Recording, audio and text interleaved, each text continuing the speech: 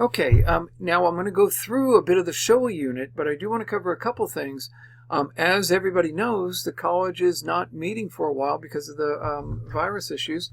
But what I want to do and what I've done with the class is I've taken all the material that we would have covered in Showa in class and essentially placed it online. And I will be, talking about the segments of the film, and you should have your book with you, and things like that to make life easier.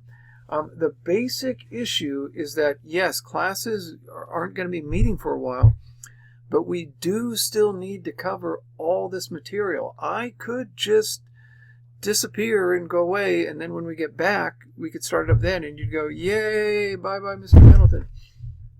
The problem is we'd still have to cover all the material. So it would cram a ton of material into the end of the semester, and I don't think you want to do that. So what I'm going to try to do is go through the material, and you can work through it on your own, because you got to take a break from video games every now and then. So you can work through this so you don't have to worry about cramming it in, during the last, weeks of the semester and all that kind of stuff when we're back in class and everything else. So this is a way to get through the material. We are, no matter what, going to have to get through this unit because if English 101 is going to count, you've got to have all this done. We have state requirements and things like that. So we still need to work through all this, even if we're not going to meet. And even if you hear from the college, which is true, that classes are suspended for 2 weeks and won't meet, all that's true. But this allows you, number one, something to do while you're not in class. And number two, it's a way that we can avoid cramming all the work into the last few weeks. So I'm essentially giving you the work that we would have had to have done during the last few weeks, and you can get it done right now. Okay, so here it is. I'm going to start walking through the Showa unit. So you will get get emails and things like that from the college on courses that are suspended. But do know that we need to, if we're going to get you credit for the course, we need to get through this. Okay, here's how it's going to work. Okay, and I have a few classes online here.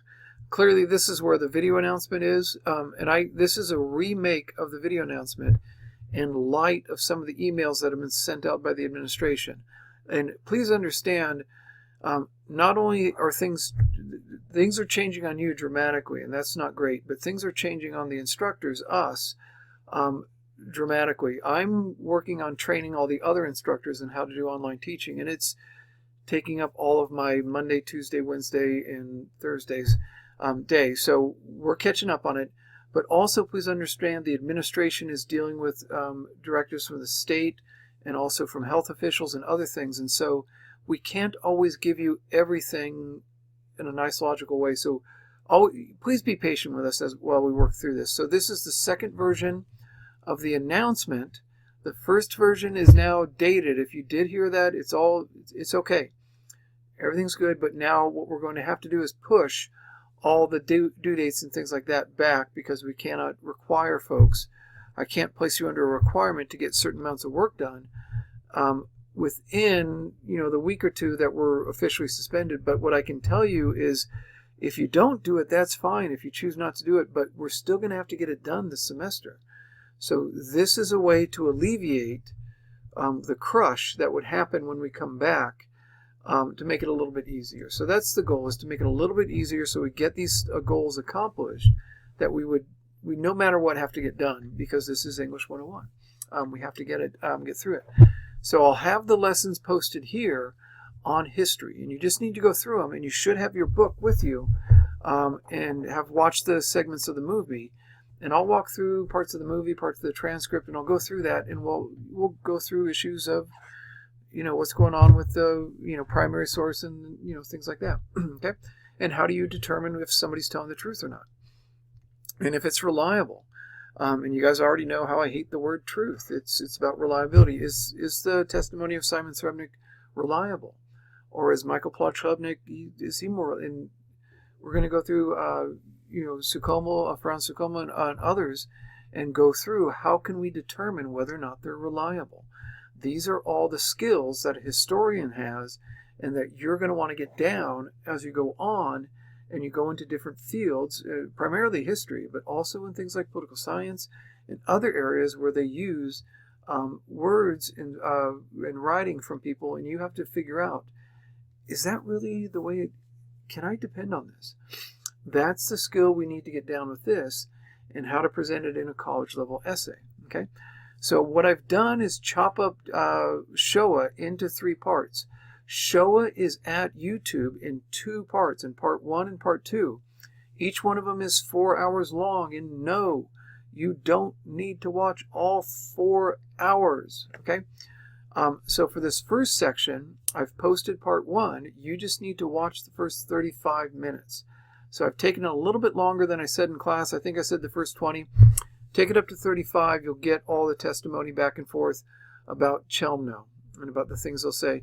And if you do know, a number of students have sent me notes on that they know about Auschwitz and things like that. Please understand, Chelmno ain't Auschwitz.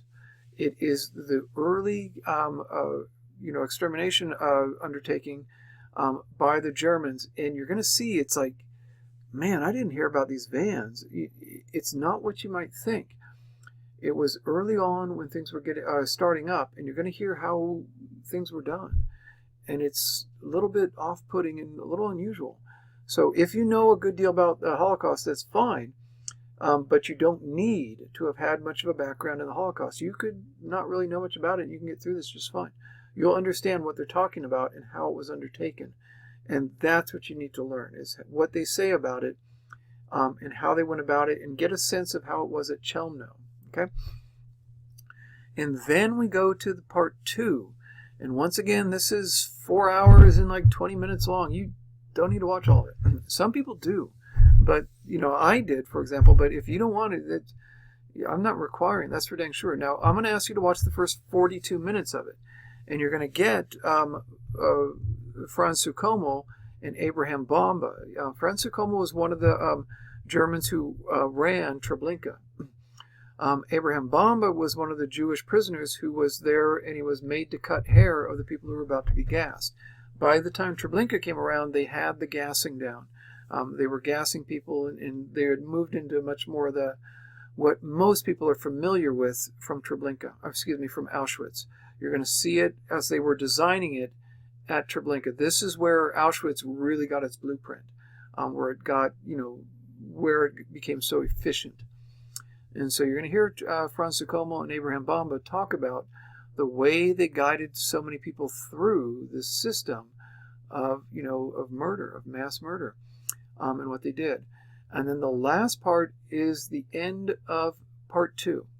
That last segment, you're going to go to the same section on YouTube. It's on YouTube, but I'm going to ask you to go to the 411 mark and watch it to the end.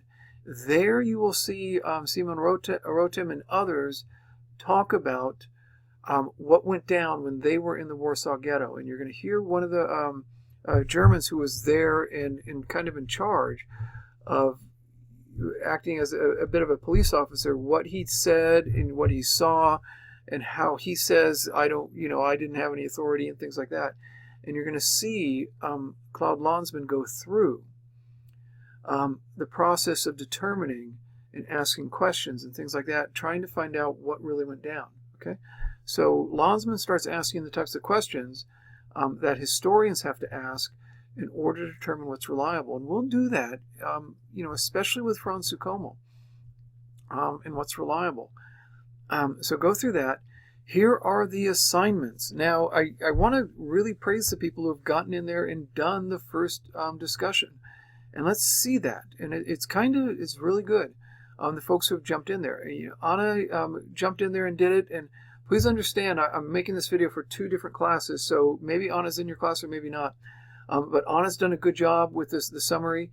And so is Alexandra. And Alexandra really does a good job with setting out what Simon Shrebnik and Morta Plotchlebnik say about it. And please understand, with these discussions, just write out what you remember and what they said and things like that.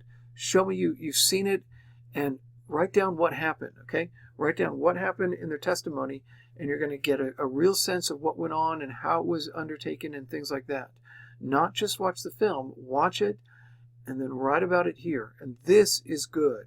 This is really good. So Jocelyn, Alexandra, all of this stuff is good work. That's all you need to do for the discussion. And so there's discussions for Treblinka, um, for Chelmno, for Treblinka, and for the Warsaw Ghetto, and just go to those right here. Go to the discussion for Chelmno, for the Treblinka, and the discussion for the Warsaw Ghetto, and summarize what you saw in the film. Write about how they were behaving, whether or not you believe them, and things like that. You just do that.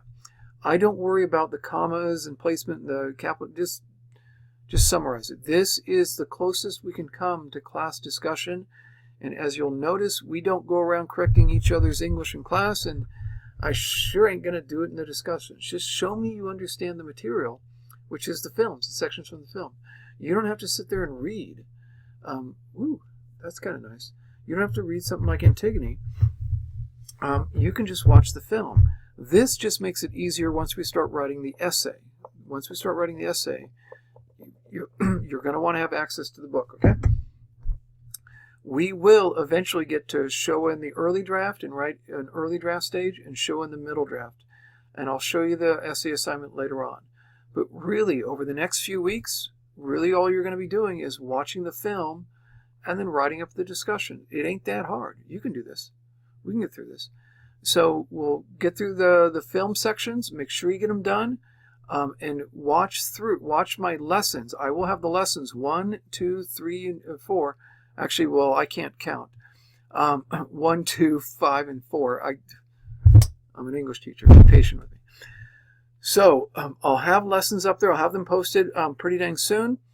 So work through all the video sections and all the lessons, and that will save us so much time at the end of the semester. We won't have to cram all this in. Please do understand, this is required by the state to get through the class. We cannot shorten the amount of work that would be due normally during a semester in spite of this, emergency.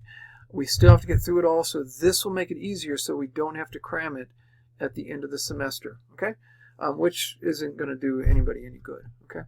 So just go ahead and work through Shoah and then work on the discussions. Again, the folks who have taken part in the discussion, it's only just started up, and Anna and Alexandris and Jocelyn, thank you so much. You're doing a great job. Everybody else, just jump in there and finish it up and get it done, and that'll be it, okay? Take care, you guys. And again, look forward to more announcements and more lessons, okay? Take care.